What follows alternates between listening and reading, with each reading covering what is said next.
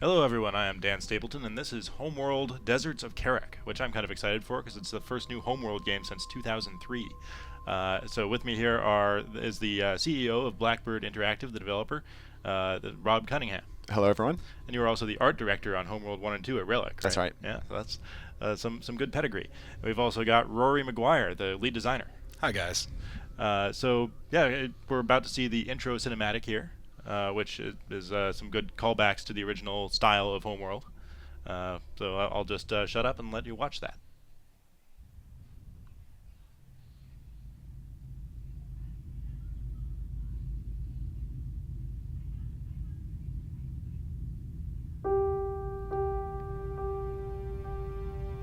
Our planet is dying. The desert grows with every passing year. The world is at war. But there is hope. An object has been detected deep within the Great Banded Desert. It has been called the Juraki object, the primary anomaly. We believe it may hold the key to our salvation. An expedition to retrieve it is being prepared.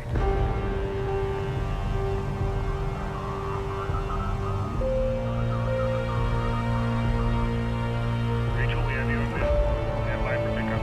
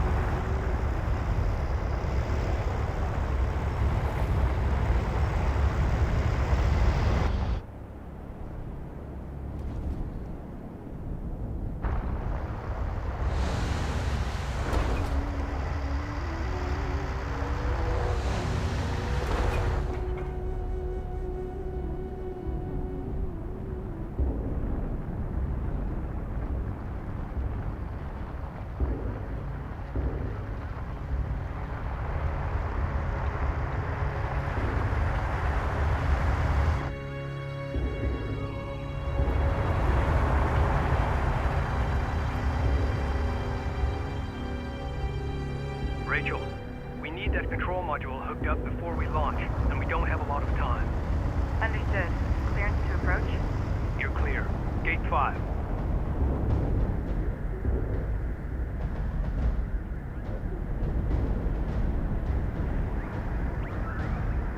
Rachel, Galcian attacks have been launched against multiple coalition bases. The northern frontier is under attack. The launch of our expedition carrier, the Capisi, has been accelerated. This is the captain of the jet carrier Capisi. All crews, hangar 5. All right, so Rob, why don't you tell us what we're seeing here? What's going on?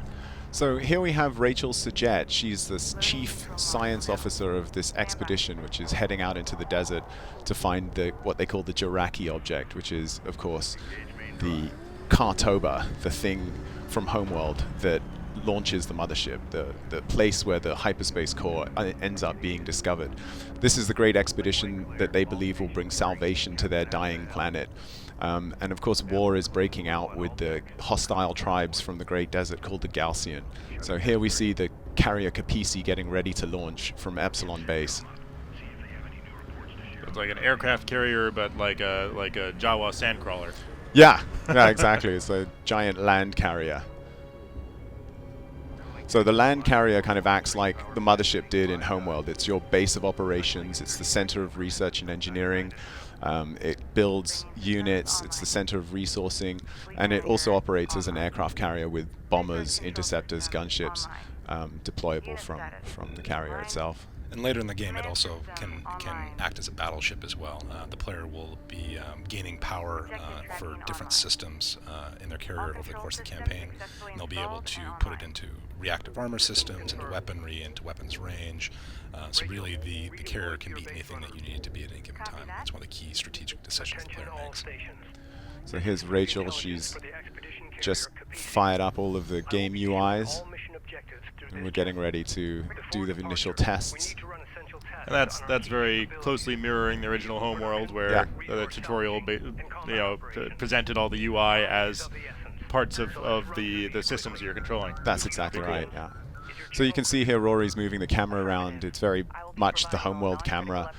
You can zoom in and out, you can rotate around, you can see the units. The scale was very important to us in this game. The terrain and world and lighting was very important to us, and we'll get into that in a little bit in the next couple of missions we'll look at. Deploy a salvager from the command carrier Capisi. Proceed to rally point. So this is the first mission in the campaign. You've got a dozen missions? There are 13. 13 missions, all right. So you've got a pretty substantial single-player campaign. Yeah, and it's a huge sci-fi road trip across the Great Desert. Lots of different types of terrain, lots of different times of day, lots of different weather conditions, all of which affects gameplay. Rory and I will get into that in a minute. But it's a very rich experience getting across the Great Deserts of Kharak. I like how all the UI icons are the same as Homeworld. Yeah.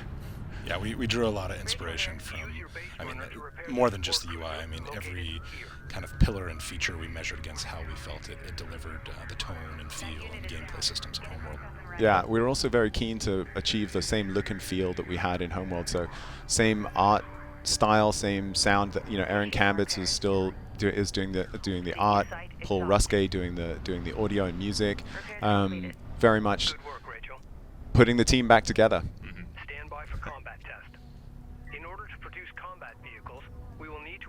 So this is our basic intro mission. We're going to go ahead and jump forward a little bit to a mission with some combat. Yeah. So why did you go 2D instead of 3D? Well, it's a prequel to Homeworld 1, so it's set on the planet Kharak, and inherently there you're working on the 2D plane. You're on the ground.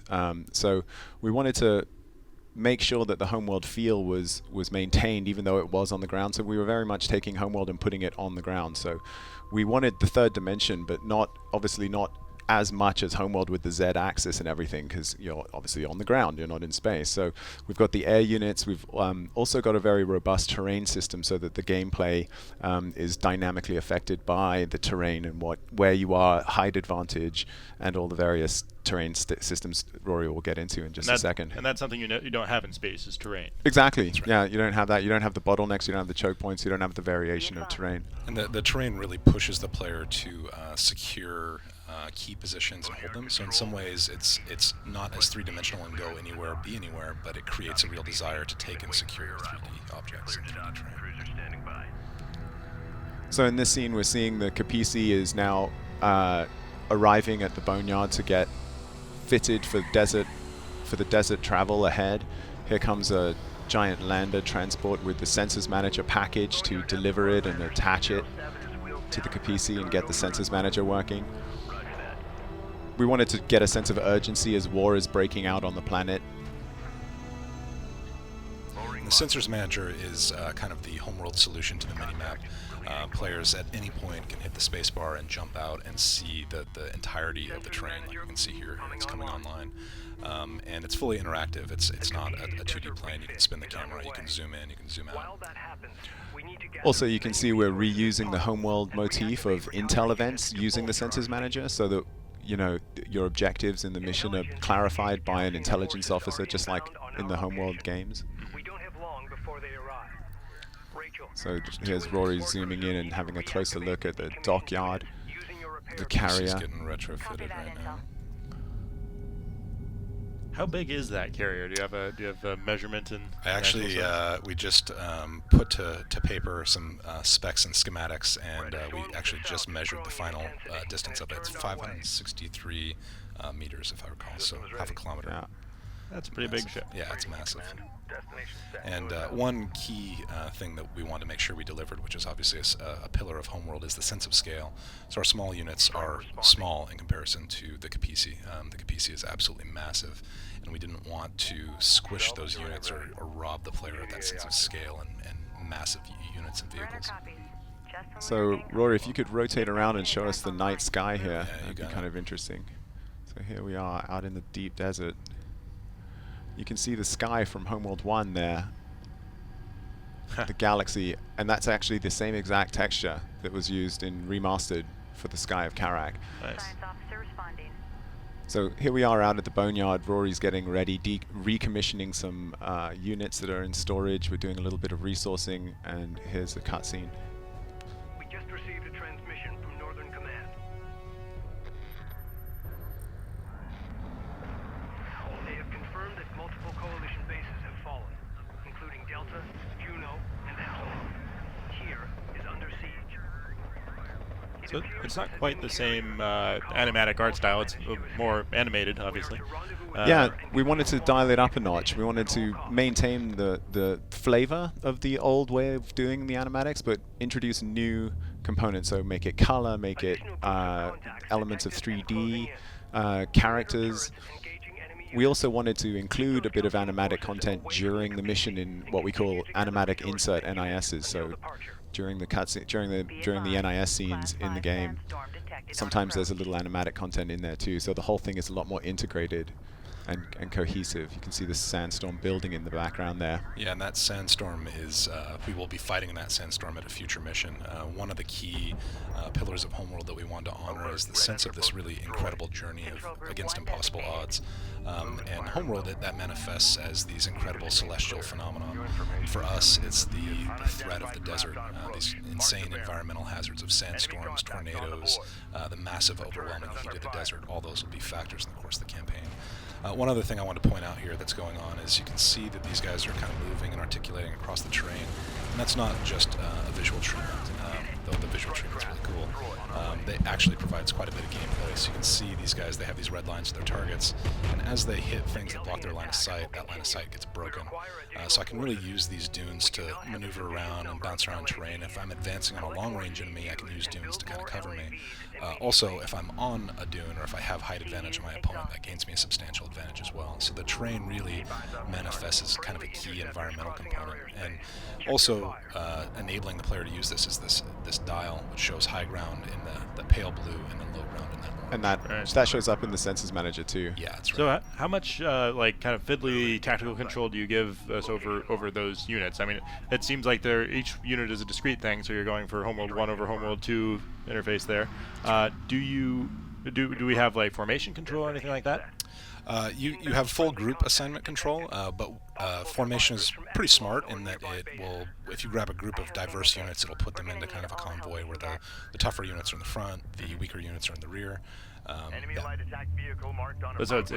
it's not something that the player has control over, but something that it manages for you intelligently based on the unit's strengths and weaknesses. That's right. Interesting. Be advised, Allied armored assault vehicles are deploying smoke screens. We talked a little bit about terrain and line of fire, and this unit that we're seeing here, this is the intro of the armored assault, actually has the ability to kind of create that dynamically. So this smoke screen here actually blocks line of fire, which is a way that we let players kind of soften some of the unit relationships. So if they're going up against a long-range unit, they can drop a smoke screen that allows them to advance or get away or whatever it is they need to do. Likewise, it allows them to essentially kind of protect and tank for other units because they can block those shots for them. Yeah, it reminds me a little bit of ground control, which was another Yeah. large-scale RTS of the Homeworld era. Yeah, a lot of fans have mentioned that as an influence, and yeah, absolutely. The terrain, some of the line of fire systems, we definitely drew some influence from ground Delta control. heavy railgun spotted. It will have difficulty targeting our units at short For me, it's fun to see the Homeworld tactical overlay happening on the ground. Yeah. It's totally all these little symbols flying around, only they're on the ground. That totally makes sense. There's, it's the same people using the same technology. Yeah. Absolutely. Yeah, it was a challenge to when you're making a prequel, it's always the challenge to make it feel like it's taking place decades before the previous game, but yet it's got to feel new and fresh because it's obviously a new game. So here you can see Rory using the movement mechanism, and you can see the terrain indication highlighting where high terrain would give him that height advantage. All right. It seems like the pace is very comparable to Homeworld, even though the actual vehicles are moving slower than a spaceship. I guess the scale of the map kind of compensates for that. Absolutely, and we focused a lot on capturing the kind of feel and pacing and tone of Homeworld, not just in the narrative, but also in gameplay systems. Yeah, it's a smart observation. Our combat's a little bit quicker, but overall, if you have equal class units fighting equal class units, it'll feel like a conflict in Homeworld. So we did some other cool innovations too, like for example in the audio scape, we had 3 different types of speech. We had the idle speech, tense, and combat. So rather than everything always sounding the same, when guys are getting into detect enemies in the distance, they start getting tenser in their voices, and their performances are a bit more terse.